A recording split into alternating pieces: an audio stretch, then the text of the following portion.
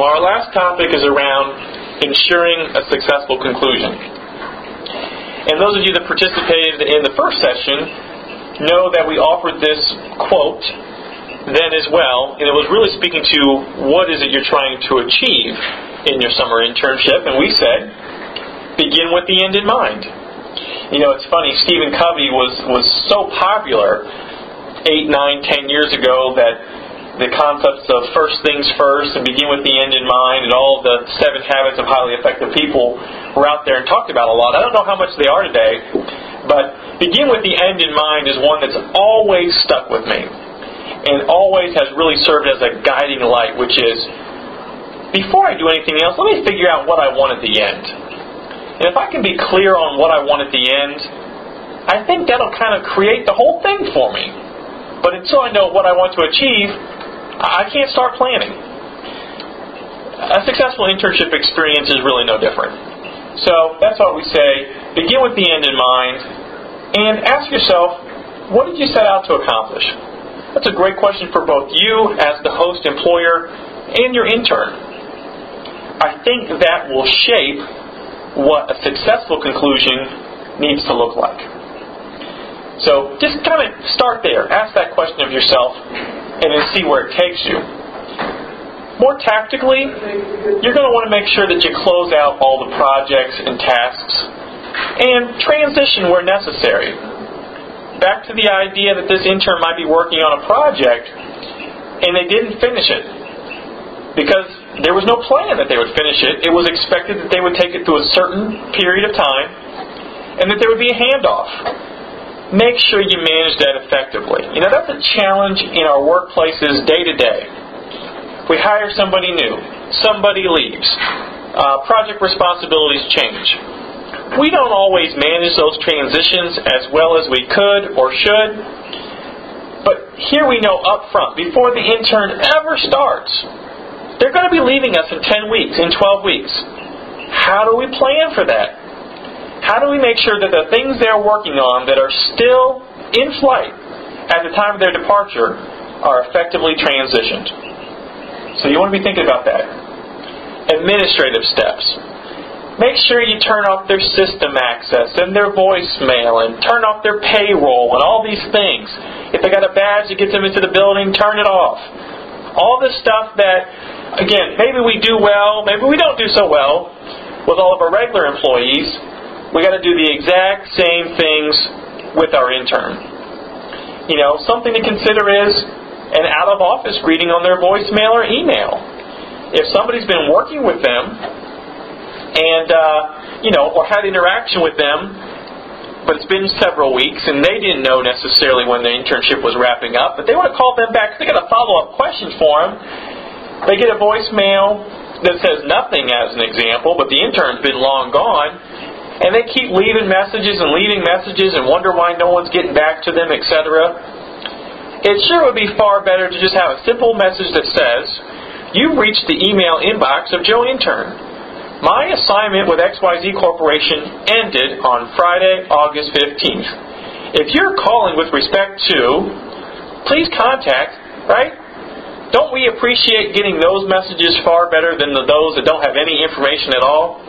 So make sure your intern leaves a voicemail like that, has an email out-of-office message like that makes sure that there's continuity in the work that they were pursuing, and that anyone that they might have been interacting with knows who they need to go to next for the next steps in that project or task they might have been working on. So remember to do the administrative stuff. Final review. It's a final review. They've spent 10 weeks with you, 12 weeks, 14 weeks, 16 weeks, whatever it is. It's going to be important to sit down and evaluate how did it all go. You know, it will be important that we are clear on, well, what did we expect? You know, what had we hoped for? What were we looking to accomplish? Because that's going to be your benchmark. That's going to be your standard. You're going to go back and say, well, let's look at what we said we wanted to do, and let's see where we ended up. And we'll use that as a very objective and appropriate approach to evaluate performance.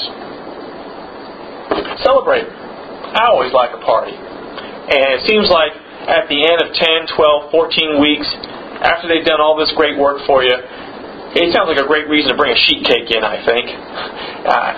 Do something. I don't know what it is. Take them to lunch, take them to dinner. If you like sheet cake, get a sheet cake. But do something. They might have just put forth the longest amount of time that they've ever have in a structured work environment. They're going to want to celebrate. So do something fun. Recognize their contributions. In many instances, they may have done something really significant for you and really advanced your business and allowed your business to take a next step. That's worth celebrating. Whatever that means in your environment, culturally, what's acceptable in your organization, do something to have fun.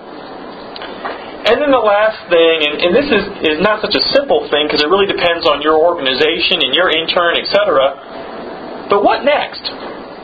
Is it a shake of the hands, pat on the back, and wish them good luck and thanks for their time?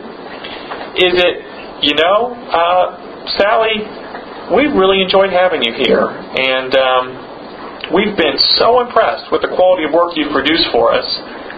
We're going to have an opportunity available soon, and it's going to be very much related to the work you've done for us this summer. And we'd really like you to consider coming on board with us and pursuing that process of looking at the intern as a possible conversion to a full-time hire. Now, managing that process well involves a lot of things. So we've got to talk to it kind of generically. But what I will offer is that if there's any inkling that upon the end of the summer, as the relationship is beginning to end, you might consider this person for full-time employment, you be sure to let them know that. Because you want them leaving with that understanding. However clear or committed you can be, understand that they want to walk out the door with that same level of clarity and commitment. And stay connected with them. Don't let them walk out the door and, you never see them again. If you liked them that much and you think there could be an opportunity with your organization that they could be interested in, communicate that. And then stay in touch. Call them. Write them. Because you want to make sure that you're constantly keeping them warm, if you will, in your overall talent pipeline. Another important thing to ask them is, are they interested? Based upon the time they spent with you, would full-time employment with your organization even be of interest to them? Because guess what? Over the course of 12 weeks, you get to know somebody pretty well. They're going to either like you or something else different than that. But they'll probably have a fairly clear picture as to what you and your organization are all about. The hope is that you've put on this effective summer internship experience, and they're going to say, gosh, yeah, I'd love to work here. You've done so much for me. You've gotten me connected to this community. You've allowed me to not only develop new skills, but I've been developed as well. If that's any indication as to what this organization is like day to day, I would love to be a part of it. We should talk about that. So, again, the what next really is to get you thinking, what do we want to happen next? You probably won't know that in part until you have this person in and get a feel for their quality of work. But if along the way you begin to have serious thought about the prospect of them joining you full time, don't leave it to chance. Manage it. And be deliberate. Because otherwise you could risk losing a really good employee. And all of you know, I'm sure, how difficult that process can be to find people that you trust and you have confidence in and that you know. That's the other thing. At the end of 12 weeks, you'll know them. You'll know their capabilities, their strengths, their areas of opportunity. You'll know them from a personality standpoint. All the things that make for a good hiring decision, you'll have. And you should leverage that. You should make the most of that.